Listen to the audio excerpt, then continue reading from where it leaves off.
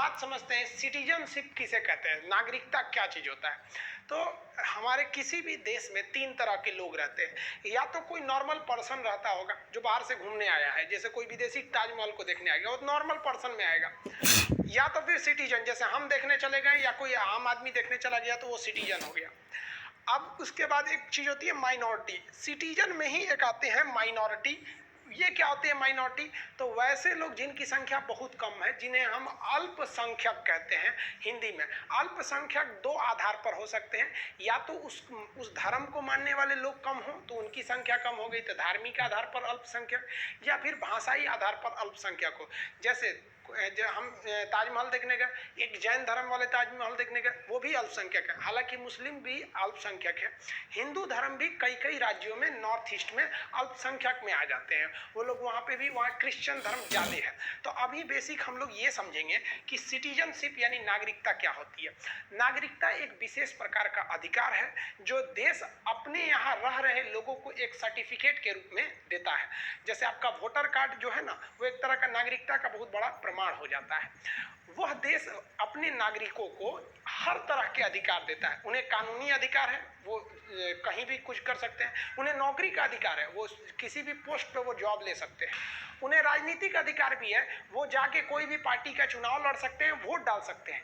लेकिन अगर नागरिक नहीं है ना, तो आप देश में आ सकते हैं, घूमेंगे, आपको कोई मारे पीटेगा नहीं। अगर कोई मारपीट भी दिया तो कानून उसको सजा देगी। जैसे कोई अमेरिका का आदमी आया है घूमने, या पाकिस्तान का ही कोई आदमी अगर ताजमहल देखने आया, उसको जाके हम पीट देंगे तो पुलिस हमको सजा दे देगी कि तुम होते कौन उसको मारने वाले। तो उसे हर चीज दिया जाएगा। लेकिन कोई विदेशी व्यक्ति जो भारत का नागरिक नहीं है, वो यहाँ आके कोई बड़े पोस्ट पे नहीं आ सकता है। जैसे राष्ट्रपति, प्रधानमंत्री, सुप्रीम कोर्ट का जज, राज्यपाल, ये सब नहीं बन सकता है। ना ही वो यहाँ पर आकर कोई वोट डाल सकता है, और ना ही खुद चुनाव में लड़ सकता है। तो बेसिक अधिकार यही है कि आप देश के नागरिक हैं या नहीं है, जीने आपको दिया जाएगा, आपको कोई मारपीट नहीं करेगा। लेकिन नागरिकों को कोई एकदम प्रीमियम लेवल का कुछ अधिकार है जिसे हम नागरिकता कहते हैं। नागरिकता का पहली बार सबसे पहले वर्णन किसी ने किया था, तो वो अरस्तु ने किया था। अरस्तु नागरिकता के बारे में बोला था। नागरिकता की चर्चा संविधान के 22 भाग में से दूसरा जो भाग है, भाग 2 में है। और भाग 2 में तो अनुच्छेद 5 से 11 तक, हम 1 से 4 तक पढ़ा दिए, आज 5 से 11 तक अनुच्छेद आप समझ जाएंगे। आपकी नागरिकता से कोई क्वेश्चन नहीं छूटेगा, हर एक चीज डाउट को क्लियर कर देंगे। नागरिकता की चर्चा अनुच्छेद 5 से 11 तक है। अनुच्छेद 5 सबसे पहले समझते हैं, ये क्या कहता है। ये कहता है कि संविधान के प्रारंभ में नागरिकता। संविधान का प्रारंभ, अब पहले समझिए प्रारंभ कब हुआ था। तो संविधान प्रारंभ हुआ था 26 जनवरी 1950 को। इसी दिन से संविधान पूरे देश में लागू हो गया। अब बात आई कि लागू हो गया तो हम किसे कहेंगे कि भारत के तुम नागरिक हो। बहुत से तो अंग्रेज भी उस वक्त तक भारत के थे, सब एनी बेसेंट भी उस वक्त भारत में थी लोग। तो ये लोग को क्या आप नागरिक बोल देंगे? और कौन कौन नागरिक है कौन नहीं है, उसी में भारत का विभाजन हो गया। तो इसके लिए अनुच्छेद 5 जो है वो 3 शर्तें दिया और कहा इन 3 शर्तों में से कोई एक भी शर्त अगर आप पालन कर लेते हैं तो हम आपको भारत का नागरिक कह देंगे। पहला कि उसका जन्म भारत में हुआ हो तो वो भारत का नागरिक है। अब देखिए 1950 में तो हम थे नहीं, और ना ही मेरे पिताजी थे। मेरे पिताजी का जन्म वही 1960 के आसपास का है, 60-65 का। तो उस वक्त मेरे दादाजी होंगे, आप लोग को भी दादाजी होंगे आज़ादी के वक्त में। तो आपके दादाजी को नागरिकता किस आधार पर मिली? उन लोग जन्म से यहीं पर थे, यहीं उनका जन्म ही हुआ, इसलिए उन्हें नागरिकता मिल गई। लेकिन बहुत से ऐसे लोग थे उस वक्त जो आज़ादी की लड़ाई 1947 में चल रही थी, तो उस लड़ाई में वो अंग्रेजों का मुकाबला करने के लिए विदेशों में भी गए थे। आप देखे होंगे कनाडा में भी आंदोलन चलाया गया था, सैन फ्रांसिस्को में लाला हरदयाल ने भी वहां चलाया था गदर पार्टी। तो बहुत से क्रांतिकारी विदेशों में भी थे। तो क्या आप उन्हें नागरिकता नहीं देंगे इस आधार पर कि आप भारत में तो हैं? तो उनको भी तो देना पड़ेगा। वहां पर मान लीजिए उनके बच्चे जन्म लिए, यहाँ भले उनको आप दे सकते हैं कि वो भारत में जन्म लिए, लेकिन उनके बच्चे जो विदेश में जन्म लिए उन्हें भी देंगे कि नहीं? तो कहा गया कि उनके माता पिता का जन्म भी अगर भारत में हुआ होगा कब 1950 से पहले, तो वैसे व्यक्ति को भी नागरिकता दे दी जाएगी, भले वो विदेश में ही क्यों नहीं रह रहा है। एक और चीज कहा गया इसमें कि संविधान लागू किस दिन लागू हुआ? 26 जनवरी 1950। लागू होने से 5 साल पहले से ही अगर कोई रह रहा है तो लागू हुआ 1950, यानी अगर 1945 से या उससे भी पहले से कोई भारत में रह रहा है तो हम उसे भी नागरिकता दे देंगे। जैसे एनी बेसेंट थी, वो विदेशी थी, आयरलैंड की, भारत में बहुत काम किया उन लोगों लोगों ने स्वतंत्रता में भी बहुत बड़ा योगदान रहा, तो उनको नागरिकता मिला इसके आधार पर। हम लोग के दादाजी को नागरिकता मिले, आप लोग में भी ज्यादातर लोगों को जन्म के आधार पर ही मिला होगा। तो अनुच्छेद 5 केवल जन्म के आधार पर नागरिकता देता है, ये तीनों का होना जरूरी नहीं है, मेनली कोई एक हो सकता है तो आप नागरिक हैं भारत के। देखिए आप अनुच्छेद 6 और अनुच्छेद 7 को समझते हैं। वर्तमान समय में अनुच्छेद 6 और अनुच्छेद 7 का कोई विशेष औचित्य नहीं है, इसे उस समय के जो विभाजन था, तो विभाजन को ध्यान में रख के बनाया गया था, क्योंकि 1947 में जब देश का विभाजन हुआ था तो बहुत से लोग पाकिस्तान से भारत में आए थे, जैसे आसाराम बापू और भी बहुत लोग आए थे, और भारत से भी बहुत से लोग पाकिस्तान में जाके बस गए थे। तो इसमें बहुत ज्यादा मारकाट भी होने लगा, अराजकता फैल गई। तो इसको देखते हुए भारत सरकार आजादी के 1 साल बाद यानी 1948 में, तो 19 जुलाई 1948 को एक रूल लागू कर दिया जिसे कहते हैं परमिट नियम। परमिट नियम का मतलब है कि अगर आप भारत से पाकिस्तान जा रहे हैं ना, तो यहाँ लिखवा के जाइए कि हम अब भारत छोड़ के जा रहे हैं, और अगर पाकिस्तान से भारत में आए ना, तीन की सड़क से घुस जाए, वहां भी किसी ऑफिसर रहते थे उनसे लिखवाना पड़ेगा, तो ये परमिट लग गया। अब जो अनुच्छेद 6 है ना, वो इसी परमिट नियम पर आधारित है। कहा गया है कि वैसे व्यक्ति जो पाकिस्तान से भारत आ रहे हैं, याद रखिएगा अनुच्छेद 6 कहता है ये उन्हीं लोगों पे लागू होता है जो पाकिस्तान से भारत आए थे उस वक्त। अब इसमें भी 2 तरह के लोग थे।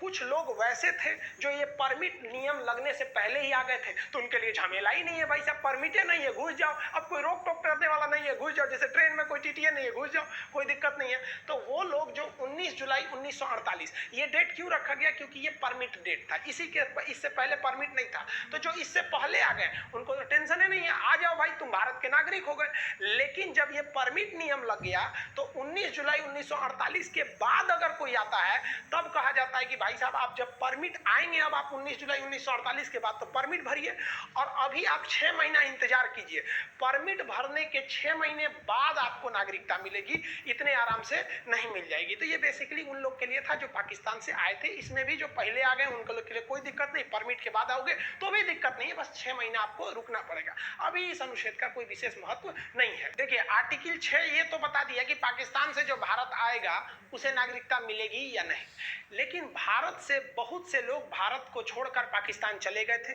लेकिन उनका मन नहीं लगा तो वो वापस आएंगे। तो संविधान उन लोग को भी जगह दिया, और संविधान कहता है कि भारत से पाकिस्तान गए लोगों की नागरिकता कब मिलेगी, ध्यान से समझिए।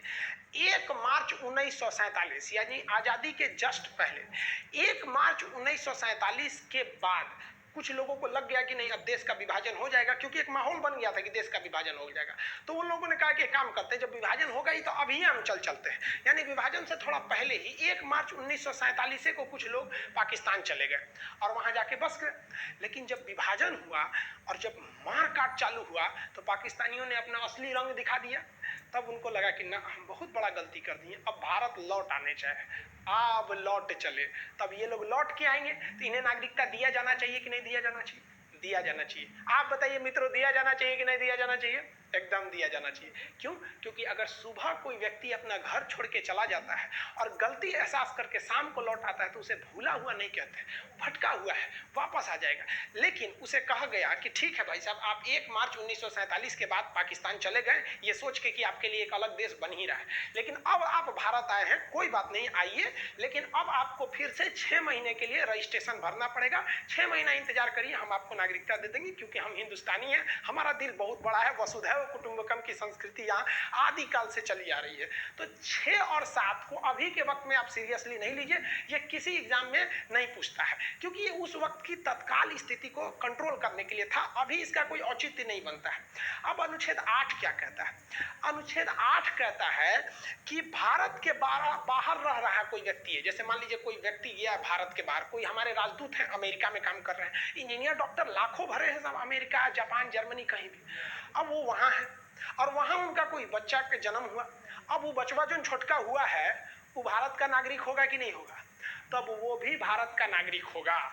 तो भारत के बाहर रह रहा बच्चा भारत का नागरिक होगा यदि उसके माता पिता भारतीय हैं तब। ऐसा नहीं है कि भाई लेकिन भारतीय रहना चाहिए, ऐसा नहीं है कि भारतीय नहीं है। तो बाहर में भी अगर कोई बच्चा है तो उसमें कोई टेंशन नहीं है, उसके यदि माता पिता भी भारतीय हैं तो भी उन्हें नागरिकता दे दी जाएगी। इसको विशेष रूप में ध्यान में रखा गया था, किसके लिए? वैसे स्वतंत्रता सेनानी जो बाहर में लड़ाई लड़ रहे थे, जैसे ब्रिटेन में इंडिया हाउस की स्थापना किया गया था, बहुत सारे लोग विदेश में क्रांतिकारी आंदोलन को चला रहे थे। अब वहां पे वो लोग विदेश में सेटल थे और वहां उनका बच्चे का जन्म हुआ तो भाई उनके भारतीय माता पिता तो मूल रूप से भारतीय थे, तो उन लोग को भी अनुच्छेद 8 के तहत नागरिकता दे दी जाएगी। देखिए अनुच्छेद 5 से अनुच्छेद 8 जो अभी आप देखें, ये केवल और केवल उस समय की स्थिति को कंट्रोल करने के लिए बनाया गया था। इनफैक्ट रियलिटी में संविधान निर्माताओं ने नागरिकता पर कोई कानून नहीं बनाया, उन्होंने उस वक्त की स्थिति को देखकर एक टेम्पोररी कानून बना के चले गए और उन्होंने अधिकार दे दिया संसद को। अब आगे समझिए अनुच्छेद 9 में क्या कह रहा है कि कोई भी व्यक्ति अगर कोई विदेशी नागरिकता ले लेता है, अगर कोई मान लीजिए भारत का नागरिक है, विदेश में रहता है, उसके माता पिता भारतीय हैं तो कोई दिक्कत नहीं है, लेकिन अगर वो विदेश गया है और वहां जाके विदेशी नागरिकता ले लेता है तब उसे भारत की नागरिकता नहीं दी जाएगी। भारत का नागरिक अगर विदेश जाकर विदेशी नागरिकता ले लिया तो भारत की नागरिकता खत्म कर दी जाएगी। ये ध्यान से रखिएगा, ये कई बार पूछता है। इसका ऑप्शन नंबर सी सही होता है, कहता है कोई व्यक्ति भारत का नागरिक नहीं रहेगा। ऑप्शन सी पे लिखा रहता है यदि उसने स्वेच्छा से विदेशी नागरिकता अर्जित कर ली हो तो आप ऑप्शन सी लगा के रहेंगे। अब अनुच्छेद 10 देखिए, ये काफी इंपॉर्टेंट है। अनुच्छेद 10 कहता है कि नागरिकता का बना रहना जब तक अन्यथा कार्य न करे, मतलब कोई भी व्यक्ति की नागरिकता आप ऐसे नहीं खत्म कर सकते हैं जब तक वो कोई गलत काम नहीं किया हो।